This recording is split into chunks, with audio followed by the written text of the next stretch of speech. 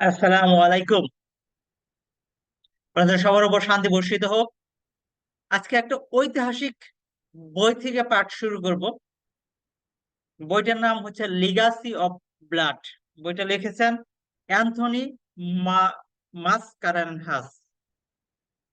বাংলাদেশের স্বাধীনতা উত্তর অর্থাৎ 1971 থেকে 1986 সাল পর্যন্ত ঘটনাবলী, বিশেষ করে শেখ মুজিবুর রহমান ও জিয়াউর রহমানের শাসনামল এবং তাদের মৃত্যু এবং মৃত্যুর ষড়যন্ত্র, মৃত্যুর কারণ, বিভিন্ন বিষয় তিনি এই বইটিতে তুলে ধরেছেন। Legacy of blood. এই বইটা প্রথম অনুবাদ করেছিলেন ফরিদ ফরিদ কবির 1987 সালে। এর পরবর্তীকালে অনুবাদ করেছেন মোহাম্মদ শাহজাহান। আমার কাছে যে অনুবাদটা দেখতে পাচ্ছেন, এটা মোহাম্মদ শাহজাহানের লেখা, মানে শাহজাহানের অনুবাদ করা। এই বইটার রচনা আসলে চমৎকার ছিল। ঘটনা প্রসঙ্গগুলো খুব চমৎকার ভাবে বর্ণনা করা হয়েছে। এবং এটা হচ্ছে 1971 থেকে 71 পরবর্তী ইতিহাসের, বিশেষ করে শেখ মুজিব এবং জিয়াউর রহমানের শাসনামলের বর্ণনাকৃত প্রথম প্রথম ঐতিহাসিক বই, এবং এটা সবচেয়ে নির্ভরযোগ্য বই। বাংলাদেশের রক্তের ঋণ বা লিগ্যাসি অফ ব্লাড। এখানে দেখেন যে প্রচ্ছদেও কিন্তু দুইজনের ছবি দেওয়া আছে, শেখ মুজিবুর রহমান, জিয়াউর রহমান। আমরা আসুন রক্তের ঋণ সম্পর্কে আহ অধ্যয়ন শুরু করি। রক্তের ঋণটা আসলে খুবই এক্সক্লুসিভ। অনেক অনেক গুরুত্বপূর্ণ তথ্য এখানে দেওয়া আছে। কিছু কিছু তথ্য আওয়ামী লীগের বিপক্ষে যাবে, কিছু কিছু তথ্য বিএনপির বিপক্ষে যাবে। এই জন্য দেখা যায় দুইটি দলের দলের কেউই হয়তো এটার উম, সাথে পুরোপুরি একমত নাও হতে পারেন। কিন্তু এখানে যা লেখা হয়েছে তাই ইনশাআল্লাহ পড়ার চেষ্টা করব। আপনারা সাথে থাকবেন। তাহলে আমি বইটা শুরু করি। লিগ্যাসি অফ ব্লাড, যেমন আমি শেয়ার করছি।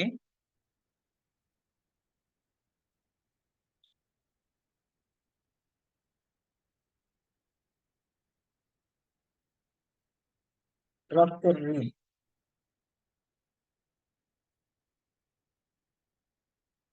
বাংলাদেশের রক্তের ঋণ। আমরা দেখতে পাচ্ছি যে শেখ মুজিবুর রহমানের ছবি, জিয়াউর রহমানের ছবি প্রচ্ছদে। এখানে যে বইয়ের কাভারে যে কাভারে বলা হয়েছে সত্য ঘটনা, কিভাবে মুজিব নিহত হয়েছিলেন, তাজউদ্দিন এবং অন্য তিন নেতাকে জেলের ভিতর কারা হত্যা করেছিল, জিয়াকে কিভাবে হত্যা করা হয়েছিল। বাংলাদেশ রক্তের ঋণ, বাংলাদেশ এর লিগাসি অফ ব্লাড এর ভাষান্তর। মূল লেখক হচ্ছে অ্যান্থনি মাসকারনহাস, অনুবাদক হচ্ছে মোহাম্মদ শাহজাহান। প্রকাশ করেছেন হক্কানি পাবলিশার্স। ওকে, এখানে সূচিপত্র দেওয়া আছে, মুদ্রিত ছবি ও দলিল পত্র তালিকা ইত্যাদি ইত্যাদি।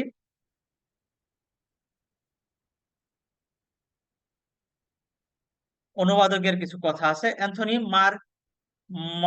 ম্যাসকারনহাস সাংবাদিকতা জগতে আন্তর্জাতিকভাবে একজন বরেণ্য ব্যক্তিত্বের নাম। তার সৃষ্ট বাংলাদেশ লিগাসি অফ ব্লাড তারই একটা প্রকৃষ্ট উদাহরণ।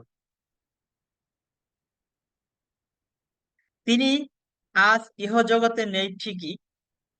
এখানে একটা উল্লেখ্য, 1971 থেকে 86 সাল পর্যন্ত যে আহ, বইটা লিখেছিলেন, 86 সালের বই রচনার কিছুদিন পরেই অ্যান্থনি মাসকারেনহাস মৃত্যুবরণ করেন, মানে 6 ডিসেম্বর 1986 সালে মৃত্যুবরণ করেন। তো অর্থাৎ এই বইটাই সম্ভবত তার জীবনের শেষ বই ছিল। ঠিক আছে, তিনি আজ ইহজগতে নেই ঠিকই, কিন্তু তার এই সৃষ্টি তাকে ইতিহাস পিপাসু মানুষের মনে বাঁচিয়ে রাখবে অনন্তকাল। মান্যবর প্রকাশকের সঙ্গে তার ছিল গভীর বন্ধুত্বপূর্ণ সম্পর্ক। জীবদ্দশায় তিনি বইটিকে বাংলায় ভাষান্তরিত দেখার জন্য প্রকাশকের কাছে গভীর আগ্রহ প্রকাশ করেছিলেন, কিন্তু সেই স্বাদ পূরণ না হতেই তিনি নিয়তির অমোঘ অমোঘ নির্দেশে পাড়ি জমালেন অনন্তের পথে। মরণের পরপারে বসেও তার বিদেহী আত্মা আমার এই ক্ষুদ্র প্রয়াসে কিছুটা হলেও পরিতৃপ্তি পাবে বলে আমার বিশ্বাস। বইটি বহু তথ্য সমৃদ্ধ একটি গুরুত্বপূর্ণ ঐতিহাসিক দলিল। এই সকল তথ্যের এই সকল তথ্যের ত্রুটি বিচ্যুতি যেন না ঘটে, ভাষান্তরের সময় সেদিকে সযত্নে নজর রাখা হয়েছে। অ্যান্থনি সাহেবের কথাগুলোই আমি আমার ভাষায় ব্যক্ত করার চেষ্টা করেছি। তবে অনুবাদ ভাষান্তর করতে গিয়ে বইটির কোনো অধ্যায়েরই আসল রস বা সুরের যেন একটিও পরিবর্তন না ঘটে সেদিকে সজাগ দৃষ্টি রাখা হয়েছে। বইটিতে ব্যবহৃত ইংরেজি শব্দ, নাম ইত্যাদি আক্ষরিক অর্থে অনুবাদ না করে বইটির সহজবোধ্যতা এবং গতি ঠিক রাখার জন্য সেগুলোর ইংরেজি উচ্চারণকেই বাংলায় লিখে দেওয়া হয়েছে। বইটির অনুবাদ করার সকল প্রয়াসে আমি ব্যক্তিগতভাবে জনাব A.K.M শফিকুল ইসলামের কাছে গভীরভাবে কৃতজ্ঞ। তিনি আমার এ কাজে সক্রিয় সহযোগিতা এবং প্রচুর অনুপ্রেরণা জুগিয়েছেন। আমার এই অনুবাদটি যদি পাঠকের একটুও তৃপ্তি দিতে পারে, আমি আমার পরিশ্রম সার্থক হয়েছে বলে মনে করব। মোহাম্মদ শাহজাহান। ভূমিকা, লেখকের কথা, এখানে মূল লেখকের কথা অর্থাৎ অ্যান্থনি মাসকারেনহাসের যে কথা সেটা। এটি একটি সত্য কাহিনী। অনেক দিক থেকেই এটি স্থায়ী বিশ্বের মোহমুক্তির এক অনন্য পাঠ্যপুস্তক। 1971 সালের 16 ডিসেম্বর 9 মাস ব্যাপী রক্তক্ষয়ী মুক্তি সংগ্রামের পর পৃথিবীর মানচিত্রে বাংলাদেশ নামে একটি নতুন রাষ্ট্রের জন্ম হলো। ওই সংগ্রামে তদানীন্তন পূর্ব পাকিস্তানের 10 লক্ষাধিক বাঙালি পাকিস্তানের বর্বর সেনাবাহিনীর হাতে নৃশংসভাবে নিহত হয়। এখানে 10 লক্ষাধিক বলা হয়েছে, যেহেতু বিতর্ক আছে, কেউ বলে 30 লাখ, কেউ বলে 20 লাখ, কেউ বলে 15 লাখ। এই কারণে উনি উল্লেখ করেছেন 10 লক্ষাধিক, বিতর্ক এড়ানোর জন্য। বিংশ শতাব্দীর বিরাট এক মানব সৃষ্ট দুর্যোগ হলেও এরই মাধ্যমে জাতীয় স্বাধিকারের পথে মানবতার জন্য এক সর্বোত্তম বিজয় অর্জিত হয়েছিল। চরম বিপর্যস্তকারী বৈষম্যের বিরুদ্ধে নিজের ভাগ্যকে গড়ার প্রচেষ্টায় বাঙালি জাতির সম্মিলিত আত্মদান বিশ্ববাসীর কল্পনাকে নাড়া দিতে পেরেছিল। উদ্ভূত পরিস্থিতিতে আন্তর্জাতিক সম্প্রদায়ের কাছ থেকে তাদের উপর বর্ষিত হলো অভূতপূর্ব সহানুভূতি আর সাহায্যের বন্যা। এ সাহায্য সহানুভূতিতে সক্রিয় রাজনৈতিক ও বাস্তব সমর্থন থেকে শুরু হয় হৃদয়গ্রাহী ব্যক্তিগত বাদান্যতা পর্যন্ত স্থান পেয়েছিল। 1971 সালে নিউ ইয়র্ক শহরে বাংলাদেশের সাহায্যার্থে পপ তারকা সঙ্গীতানুষ্ঠান আফ্রিকার ক্ষুধার্ত মানুষের জন্য ত্রাণ তৎপরতার এক আদর্শ হিসেবে বিবেচিত হয়। কিন্তু বাঙালিদের অসংখ্য জীবন উৎসর্গের কোনো তুলনা মেলে না। সুদীর্ঘ দিনের লালিত সোনার বাংলা গড়ার স্বপ্নকে বাস্তবে রূপ দিতে এ উৎসর্গ সেদিন করতে হয়েছিল তাদেরকে।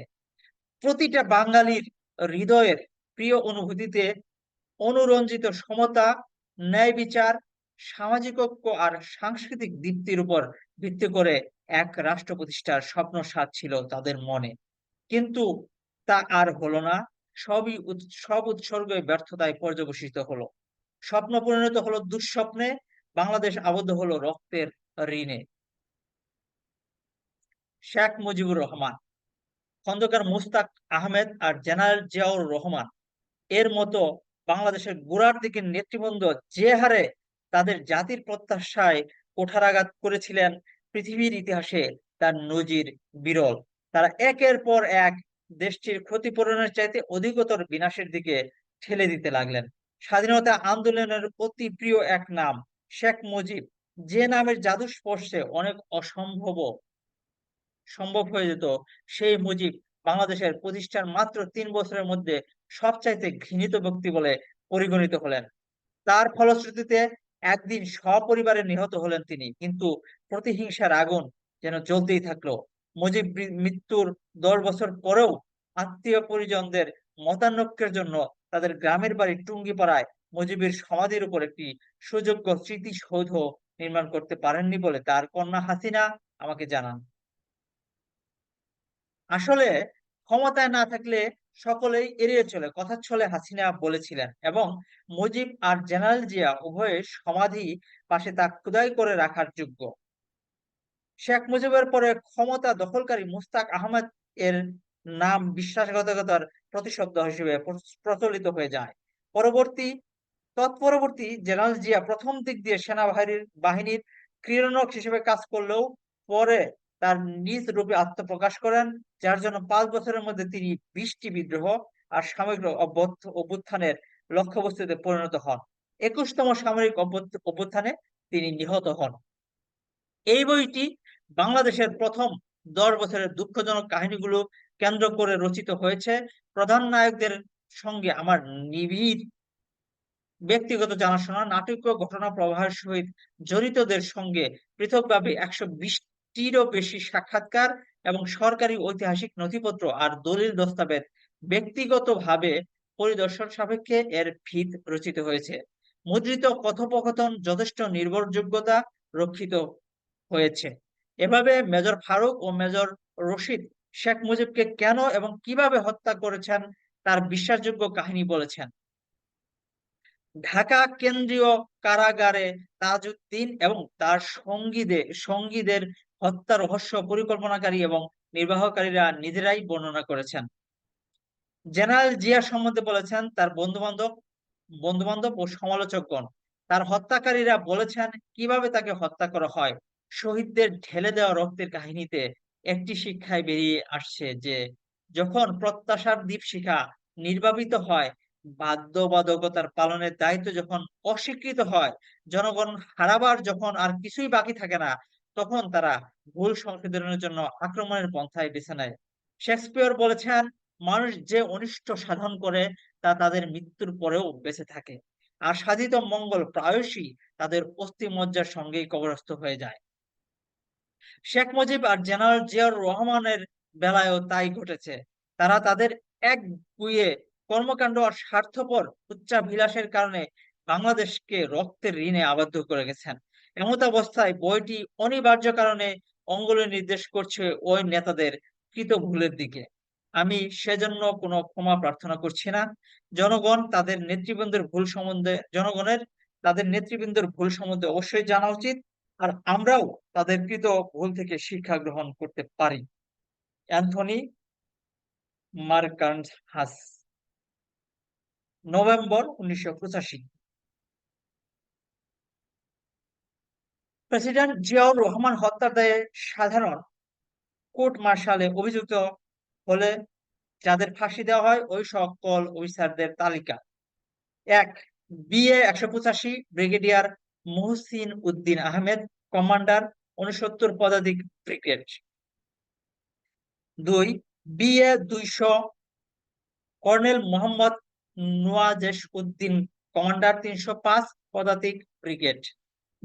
3 number, BA 212 colonel Mohammad Abdur Rashid, commander 65 পদাতিক brigade. 4, BSS 675 lieutenant colonel Shah Mohammad Fazle Hossain, অধিনায়ক 6 ইস্ট বেঙ্গল রেজিমেন্ট।